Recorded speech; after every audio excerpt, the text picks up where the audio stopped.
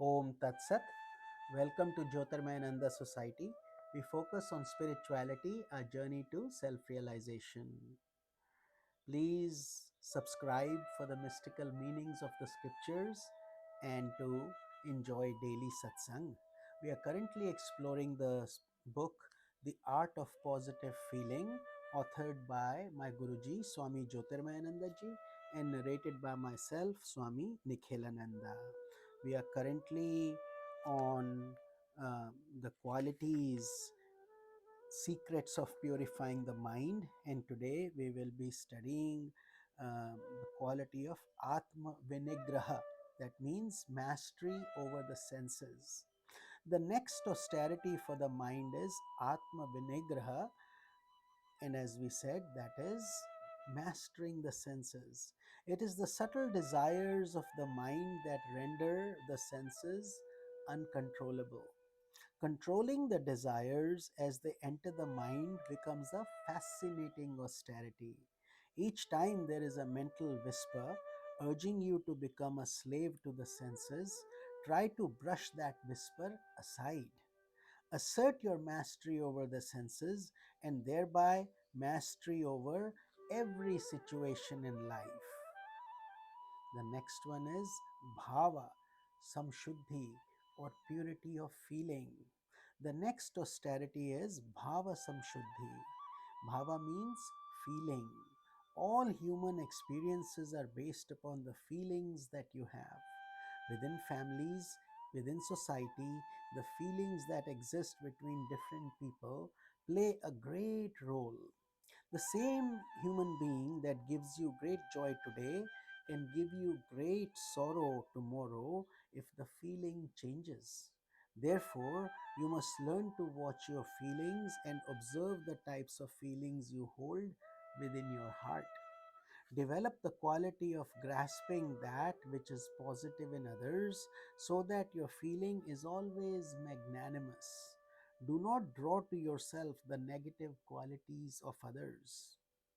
If you have built up a bitter mind, each time you see other people, you will notice that everyone has a particular type of defect or error in their personality.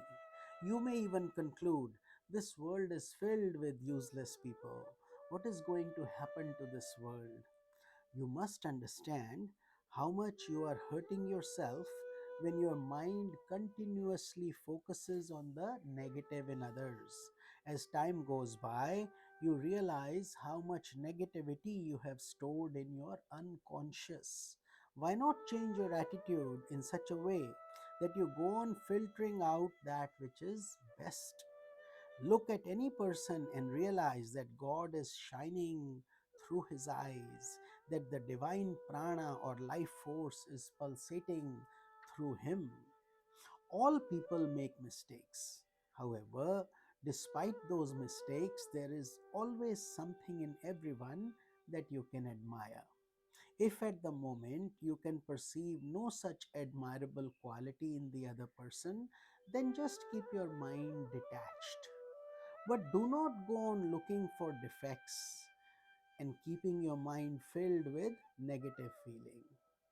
One who is practicing bhava samshuddhi will enjoy reflecting on this parable based on the Mahabharata involving Duryodhana, who was the embodiment of all forms of impurity, and Yudhishthira, who was the embodiment of virtue.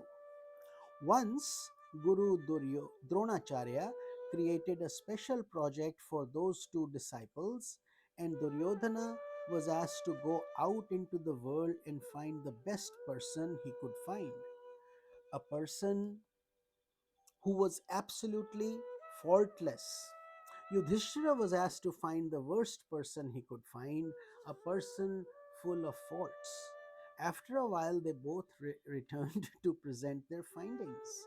Yudhishthira reported to Dronacharya that he could not find anyone other than himself who was so full of faults and had so many defects to overcome. Because he was introspective, he did not care about the faults of others. His mind was concerned with his own faults.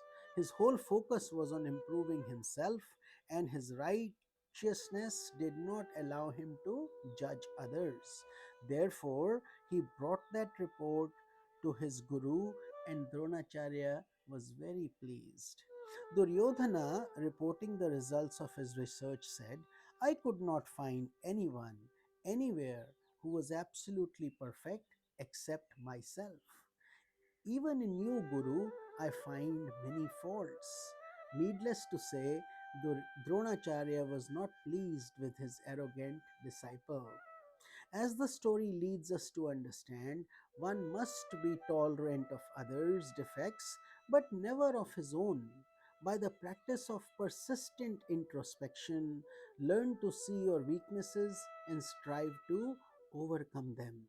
Develop compassion through the weaknesses of others, but never justify your own.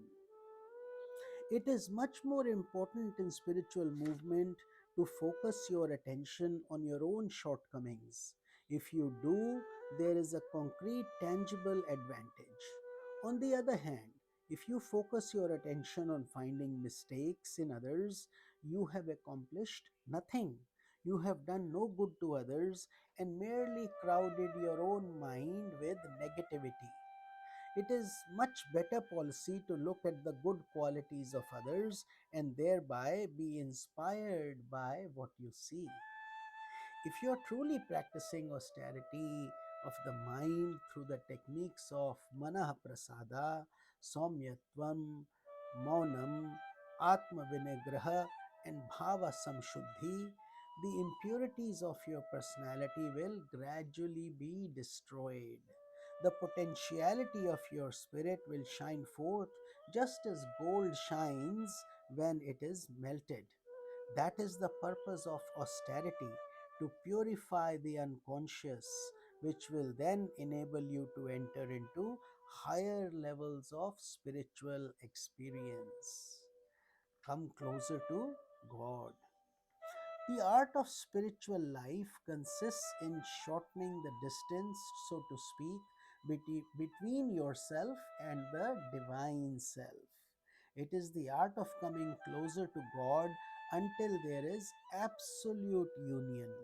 In actuality, the divine self, who is the source of all forms of happiness, is nearer than your very heart, and yet that self seems so far away.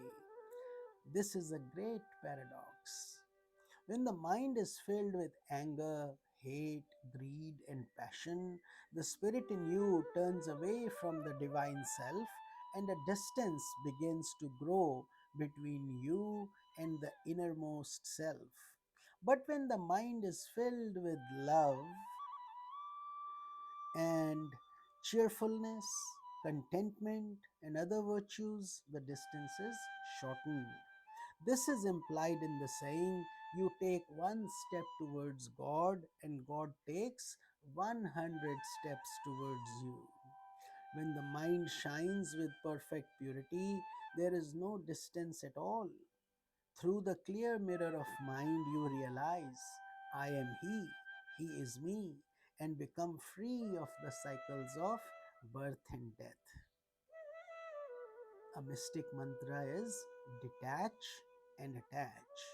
Sri Shankaracharya said, Satsangatve nihisangatvam, nihisangatve nirmohatvam, nirmohatve nischaltatvam, nischaltatve jivan mukti. Satsanga leads you to detachment. Detachment destroys moha or delusion. Free of delusion, you become rooted in God within you, unaffected by the world. That state then leads you to Jivan Mukti or liberation. The concept of detachment is poorly understood by the majority of people. To most people, this word implies being cold or indifferent. Nothing could be more incorrect. Philosophical detachment is quite the opposite. Detachment frees you from delusion, selfishness, bitterness, and cruelty and fills you with the compassion and joy that are the qualities of your true inner self. With this, we conclude our satsang for today. We will continue this journey in tomorrow's satsang. This is Swami Nikhilananda. Om Tat Sat.